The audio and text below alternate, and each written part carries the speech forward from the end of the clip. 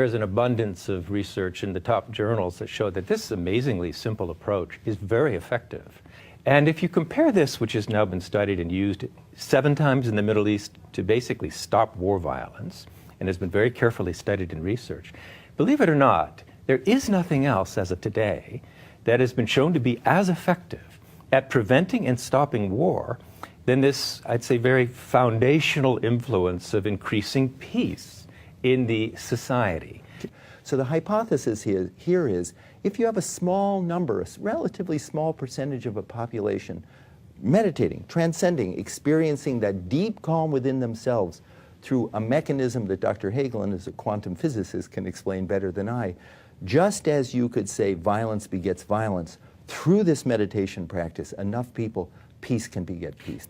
What happens is, you don't actually have to get the potential terrorists involved in meditation, which would be very good if you could, but I don't think they're going to be inclined to do it. If you can just get people in society, embedded groups, individuals is fine. Groups have more power in this respect. To meditate, the society itself settles, and the support for these individual terrorists dries up, and the whole society starts to behave differently. This was done 7 times in the Middle East, and what happened was, not only did war deaths and war injuries and level of fighting drop significantly, but the progress towards peace among the rival factions, the negotiated truces, started to bear fruit, and they lasted. Historically, they don't last very long if it's just a band-aid approach that doesn't address the underlying cause of violence. Basically, though, what you can do, it's pretty easy to do, it's been done many times by many different scientific groups. You can actually train a group in a very powerful stress-reducing technology of TM, pretty easily, of course. And you can do that, for example, in the middle of Lebanon during the peak of the Lebanon War. It only took several hundred to start to notice an effect. But scientifically, you create the group, you remove the group. You create the group, you remove the group. You have them there for 2 days, they're gone for 3. You have them back, and you watch the level of war fighting, war deaths, war injuries, rise and fall in very strong correlation to the number of people who are creating peace and dissolving stress in the collective consciousness.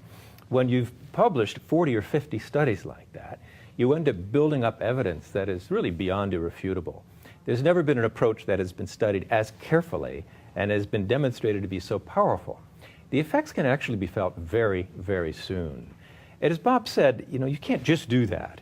But everything that we do conventionally, which is trying to find agreement and negotiated settlements, starts to work when the attitude of the leaders and the people starts to shift. And I also want to make one more point, and that is what Dr. Hagelin is saying. This is studies published in peer-reviewed journals. This isn't nonsense.